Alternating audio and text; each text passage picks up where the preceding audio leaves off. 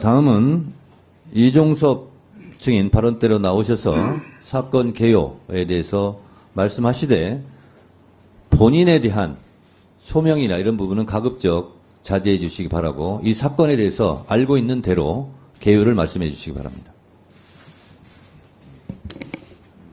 예, 저는 사실 사전에 미리 이런 말씀드릴 수 있는 기회가 있다는 것을 연락을 받지 못해서 급하게 메모한 걸 중심으로 해서 말씀을 올리겠습니다. 먼저 군 작전간에 안타까운 희생자가 발생한 점에 대해서 참으로 송구하고 다시 한번 안타까운 마음을 전합니다. 아울러 고인의 명복을 다시 한번 빕니다. 그리고 1년이 다 돼간 이 시점에 아직도 이런 논란이 계속되고 있다는 점에 대해서 유가족분께 참으로 송구한 말씀을 다시 한번 올립니다. 철저한 수사를 통해서 책임을 조속히 규명하고 이제는 재발 방지 대책과 같은 그러한 미래를 향해서 우리 군이 좀 더 강해진 모습으로 나가는데 더 많은 노력을 했으면 좋겠다는 생각을 하면서 제가 메모한 것을 중심으로 해서 간략하게 보고드리겠습니다. 7월 30일 날 오후에 일요일인데 제가 해외 출장 준비 중에 바쁜 시간에 해병대 사령부로부터 언론 설명 자료를 보고하겠다. 시간을 좀 달라 해서 짧은 시간 할애해서 보고를 받았습니다. 그 자리에서 제가 보고를 받고 두 가지 의문점을 제기했습니다. 첫 번째는 여단장은 입수 금지 그리고 꼭 필요한 경우 무릎 장화 깊이까지만 들어가라 라고 지시를 정상적으로 했는데 왜 업무상 과실치사 혐의가 적용이 돼야 되느냐라는 질문을 했었고 그 다음에 현장 통제를 했던 여군 2명 포함해서 그 간부들은 단순히 그 수색조에 포함이 같이 되어서 함께 힘들게 고생했는데 왜 이들은 왜 업무상 과실치사 혐의가 적용돼야 되느냐라는 질문을 했었습니다. 그리고 유가족분들께 이미 다 설명이 되었다는 말을 듣고 제가 단호하게 다시 재검토를 시키지 못하고 알았다라고 하고 결재를 했습니다. 그리고 다음 날 31일 날 제가 12시 직전에 해병대 사령관에 전화해서 이쪽 보류를 지시를 하게 됩니다. 그 이유는 제가 전날 보고받았을 때 의문점을 가졌던 것을 좀 더 확인해 보고 싶었고 또 그 전날 보고받을 때는 언론 브리핑자로 보고라고 해서 대변인과 정책실장을 배석시키고 해당 참모였던 법무관리관실에 배석하지 못했습니다. 그래서 법무관리관실의 의견도 듣고 싶고 해서 일단 보류를 하라라고 지시를 했습니다. 제가 볼 때는 그 사후에 검토하긴 하지만은 이첩 보류를 지시한 것은 적법한 지시라고 저는 확신을 하고 있습니다.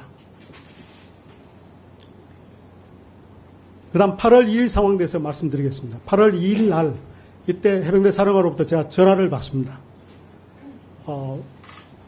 당시 해병대 수사단장이 경북경찰서로 이첩 시도를 했다 하는 거였습니다. 그래서 제가 바로 검찰단장으로 전화해서 국방부 검찰단장에게 해당되는 조치가 뭐냐라고 토의를 하고 수사를 지시를 했습니다. 이어서 해병대 사령관에게 인사조치를 검토하라고 지시를 합니다. 그 두 가지 지시가 있고 난 다음에 대통령실로부터 전화를 받았습니다. 그래서 이미 그 시점은 제가 지시를 하고 난 다음 시점이고 제 기억도 그렇고 통화 기록상도 그렇게 되어 있습니다. 그 다음 제가 8월 8일 날 법무관리관으로부터 이 문제를 앞으로 어떻게 할 것인지 라는 것에 대해서 검토를 한 결과를 보고를 받습니다. 거기에는 사전 재조사 같은 경우는 다시 조사를 해야 되기 때문에 시간이 많이 걸린다. 그리고 또 불필요한 오해를 받을 수 있다. 라는 그러한 이유 때문에 해병대 수사단의 상급지대인 국방부 조사본부에서 기존에 해병대 수사단에서 조사한 것을 가지고 다시 한번 검토를 해서 타당한 결론인지 필요한 부분에 대해서 좀 더 보완해서 어차피 경찰로 넘어와서 경찰 수사를 하게 될 거니까 그래서 경찰로 이첩하자라는 식으로 보고를 하게 됩니다. 그래서 제가 승인을 하고 8월 9일 날 국방부 조사본부장과 수사단장을 불러서 지시를 합니다. 재검토를 하라라고 지시하고 그 이후에 8월 20일 날 재검토 결과 보고를 받습니다. 그래서 2명은 혐의가 특정이 됩니다. 그래서 피의자 신분으로 기재를 하고 나머지 2명은 제가 처음에 보고할 때 지적했던 초급 간부 2명입니다. 초급 간부라고 표현은 다를 수 있지만은 중위 1명과 상사 1명입니다. 이 2명은 아무리 봐도 혐의 단정할 수 없다. 그 2명은 뺍니다. 그럼 나머지 4명은 현재까지 해병대 수사단에서 조사한 그 조사 기록만 가지고는 업무상 과실치사 혐의가 있다라고 단정이 어렵다. 그러니까 수사권이 있는 민간 경찰에서 수사를 하도록 하는 게 좋겠다 해서 그렇게 표시를 하고 6명을 경북경찰청에 이첩을 하게 됩니다. 그래서 세간에는 사단장을 빼고 이첩했다는 얘기가 많은데 그렇지 않습니다. 해병 1사단장이 포함이 된 상태에서 포함을 시켜서 경북경찰청에 해병대 수사단에서 조사했던 조사 기록 모두 일체를 그대로 이첩을 하게 됩니다. 그래서 현재 경북경찰청에서 수사를 하고 있는 중입니다.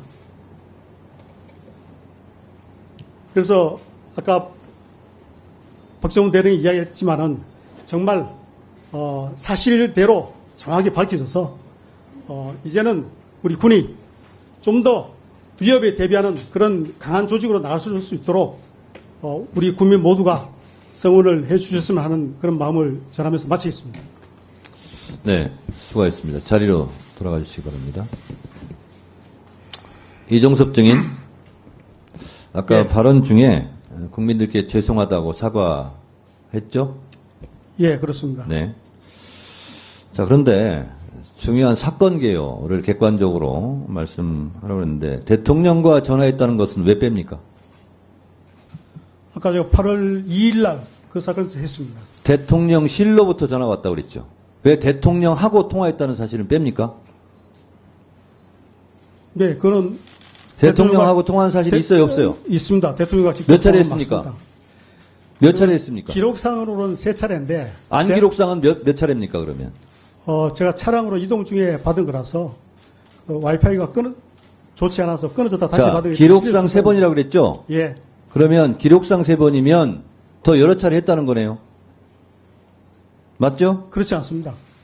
기록으로 되어 있는 것이 전부입니다. 기록상 3번이라면서요. 기록상 3번이 실제 3번이면 뭐라고 기록상이라고 말할 필요가 없잖아요.